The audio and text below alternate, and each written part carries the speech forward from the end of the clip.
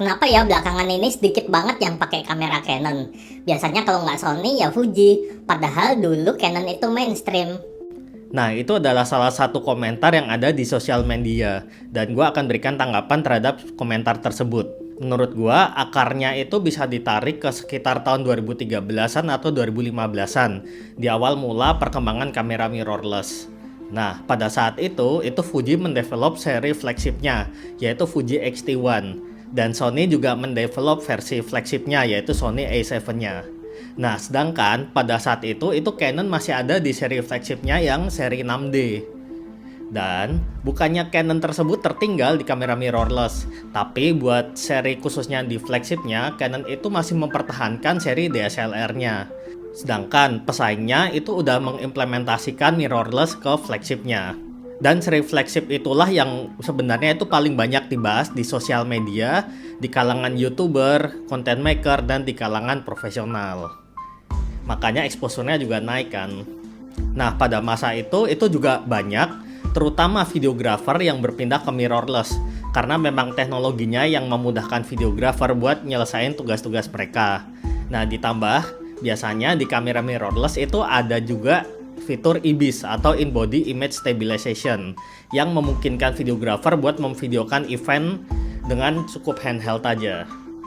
Dan kalau kita bahas sisi lainnya di marketing, itu yang dilakukan Canon itu juga tertinggal jauh jika dibandingkan dengan Fuji dan Sony yang banyak menggunakan influencer lokal.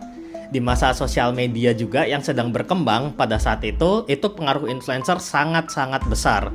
Makanya ada satu atau beberapa KOL saja yang menggunakan kamera Fuji atau Sony. Nah, itu yang lain langsung tuh mengikuti. Dan hingga pada saat ini, mereka yang dulu mungkin 10 tahun lalu mengikuti influencer tersebut buat pindah ke agama Fuji dan Sony, atau memang mungkin mereka belum pernah pakai Canon sebelumnya, pertama langsung Fuji atau Sony.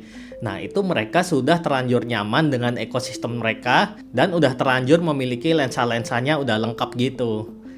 Nah, terus selain itu ya, kalau kita tarik coba ke zaman sekarang, yaitu 10 tahun setelah A7 dan X-T1-nya tadi, itu perhatiin deh, para Gen Z yang tadinya memulai di ekosistem Fuji dan Sony itu kan seperti gue bilang udah mengumpulkan lensa dan aksesorisnya. Jadi seperti gua yang sulit berpindah dari Canon, mereka juga pasti sulit berpindah dari Fuji atau Sony. Apalagi terutama mereka yang sudah berkarir, mereka udah harus melakukan perhitungan, penyusutan alat dan sebagainya. Itu kan agak lebih sulit dan pasti biayanya juga mahal.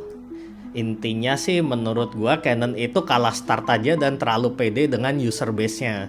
Sedangkan padahal yang generasi-generasi baru yang umurnya mungkin masih early 20 ini, 17, 18, nah mereka tuh lagi mencari jati diri mereka, di brand mana mereka akan loyal untuk berkarya. Nah, itu adalah pendapat gua. Apa kalian adalah salah satu orang yang dulu berpindah dari Canon ke brand lain atau dari Nikon?